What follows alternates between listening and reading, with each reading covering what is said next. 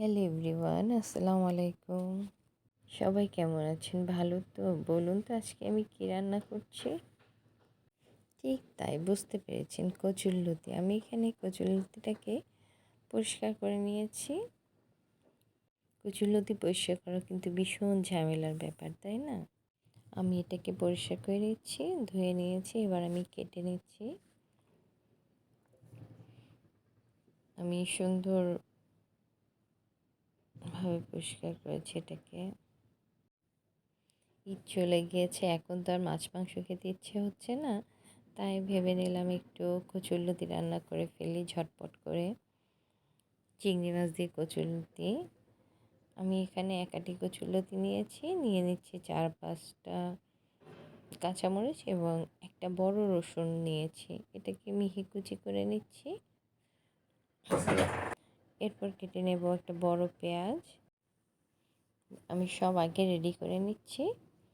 পেঁয়াজ কেটে নেব, তারপরে এবার দিয়ে দিচ্ছি ফ্রাই প্যানে তেল। 1/2 কাপের মতো তেল দিচ্ছি। এখানে সয়াবিন তেল ইউজ করেছি আমি। দিয়ে দিচ্ছি মরিচ। পুরো মরিচটা তেলের সাথে ভালো করে ভেজে নিচ্ছি। এরপর একে একে দিয়ে দেব রসুন কুচি আর পেঁয়াজ কুচি। এটা একটু ভালো করে ভেজে নেব।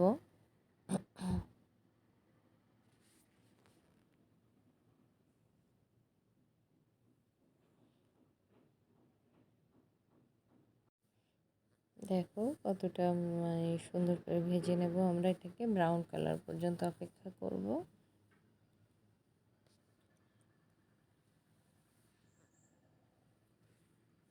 এখানে অনেক শব্দ হচ্ছে, কিছু করার নেই। তোমরা আমার ভুল ত্রুটি হলে শব্দের জন্য আমাকে মাফ করে দিও, কারণ পাশেই মনে হয় কনস্ট্রাকশনের কাজ চলছে। তাই আমার পেঁয়াজ ব্রাউন হয়ে আসলে আমি এখানে একে একে সব দিয়ে দেবো। আমি কিন্তু আর কোনো মশলা ইউজ করব না, এখানে শুধু রসুনটা ইউজ করছি, পেঁয়াজ আর কাঁচামরিচ। খুব সামান্য সামান্য মশলাতেই আমরা কচুরলতিটাকে রান্না করব।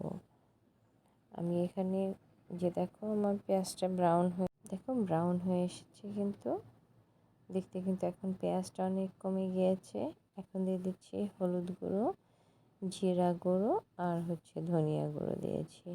এবার সামান্য পরিমাণ লাল মরিচের গুঁড়ো দিয়েছি। সামান্য পানি দিয়ে আমি মশলাটাকে ভালো করে ভুনে নেব। মশলাটা কিন্তু ভালো করে ভুনলে মশলার থেকে যে একটা ঘ্রাণ আসে কাঁচা কাঁচা, ওটা আর আসবে না। এবার দিয়ে দিচ্ছি আমি কেটে রাখা চিংড়ি মাছ। আমি এখানে বেশ বড় সাইজের চিংড়ি নিয়েছি। তোমরা ছোট চিংড়িও চাইলে দিতে পারো। আমার কাছে বড় চিংড়ি ছিল, তাই আমি এটাকে ইউজ করে ফেলেছি। মাছটাকে দিয়ে মাছটাকে একটু মশলার সাথে ভালো করে ভুনে নেব। উল্টে পাল্টে দিচ্ছি মাছগুলোকে। মাছটা হয়ে আসলে, মশলাটা কমে গেলে আমরা এখানে কচুরলতি অ্যাড করে দেব।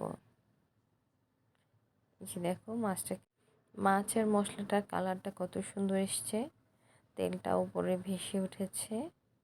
আমি তারপর আবার মাছগুলো একটু উল্টে পাল্টে দিচ্ছি। বেশ বড় মাছ তো, তাই আগে এটাকে রান্না করে নিতে হয় ভালোভাবে।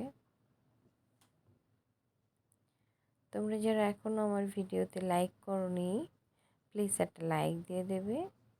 তোমাদের একটা লাইক আমার ভিডিওটাকে অনেক দর্শকের কাছে পৌঁছে দিতে পারবে। দেখো দিয়ে দিচ্ছি 1 টেবিল চামচের মতো লবণ, কারণ এখানে মাছ কচুরলতি, এটাতে ভালোই লবণ লাগবে। তোমরা তোমাদের স্বাদ অনুসারে দিয়ে দেবে। আমি এবার দিয়ে দিচ্ছি কচুরলতিটাকে মাছের সাথে। এখন ভালো করে উল্টে পাল্টে দেব।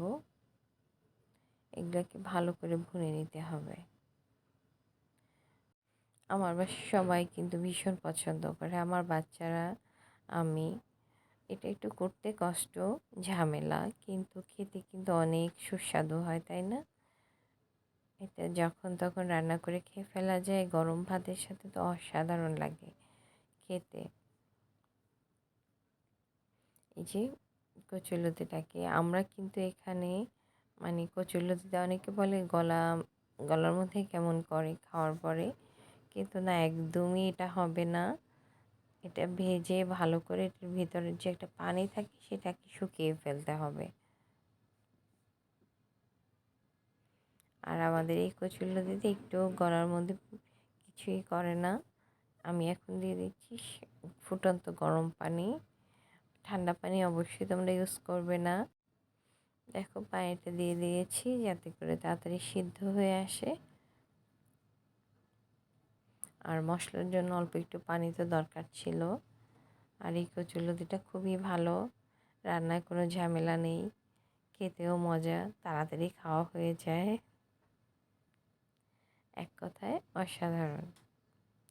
তোমরা যারা আমার নতুন পুরাতন আপুরা আছো, যারা ভিডিও দেখতে দেখতে এত দূর এসেছো, নতুনরা অবশ্যই আমার চ্যানেলটাকে সাবস্ক্রাইব করে আমার পাশে থাকবে।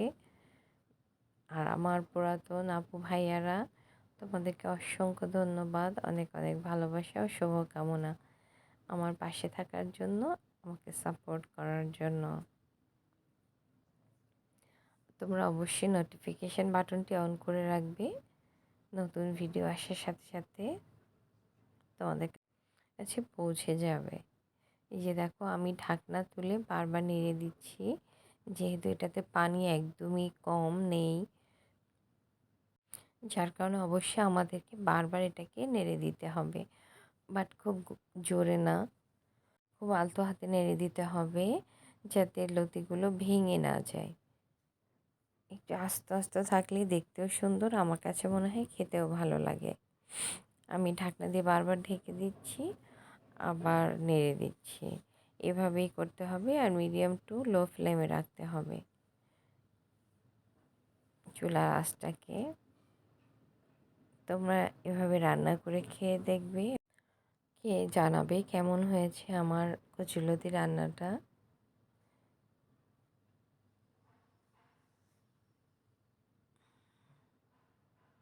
দেখো কত সুন্দর লাগছে দেখতে, আমার তো ভীষণ পছন্দ। মনে হচ্ছে এখনই প্লেট নিয়ে বসে যাব। ভয়েস ওভার দিতে দিতে আমি আবার হাংরি হয়ে গিয়েছি।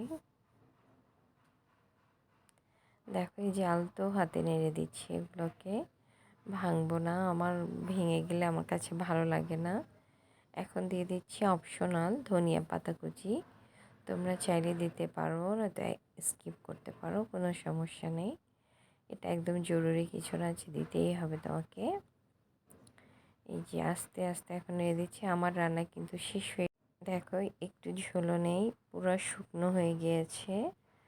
আমার প্যান থেকে কিন্তু সবজিটা উঠে আসছে স্প্যাচুলার সাথে। আমার রান্না তোমাদের ভালো লাগলে তোমরা অবশ্যই আমাকে সাবস্ক্রাইব করবে, আমার ভিডিওটি ফুল ওয়াচ করবে, নোটিফিকেশান বাটনটি অন করে রাখবে, আর সুন্দর সুন্দর কমেন্টস করবে। তোমাদের সুন্দর কমেন্টস পড়তে আমার ভীষণ ভালো লাগে এবং রান্না করতে উৎসাহ জাগায়। তোমরা ফ্যামিলি ফ্রেন্ডসদের সাথে আমার রেসিপি শেয়ার করতে পারবে। এবার সার্ভিংয়ের পালা, আমার রান্না শেষ হয়ে গিয়েছে। দেখো কত সুন্দর লাগছে দেখতে খাবারটা, আমার তো এখনও মনে হচ্ছে আবার খেয়ে নিই একটু করে। আমার বাসাটা যখনই রান্না হবে আর কোনো সবজি বা মাছ মাংস লাগবে না, শুধু একটা কচুরলতিতেই এনাফ। সবাই খুব পছন্দ করে, আমার ধারণা তোমরা ভীষণ পছন্দ করবে। তোমাদের সবাইকে অসংখ্য ধন্যবাদ আমার পাশে থাকার জন্য। যে সহজ সহজ কম মশলায় রান্না রুমুস রেসিপিতেই পাওয়া যাবে। দেখো কত সুন্দর লাগছে, লোভনীয় হয়েছে। তোমরা খেয়ে জানাবে কেমন হয়েছে। ভালো থাকবে, সুস্থ থাকবে, রুমুস রেসিপির সাথে থাকবে। সবাই ভালো থাকবে, সুস্থ থাকবে। আল্লাহ হাফেজ, আসসালামু আলাইকুম।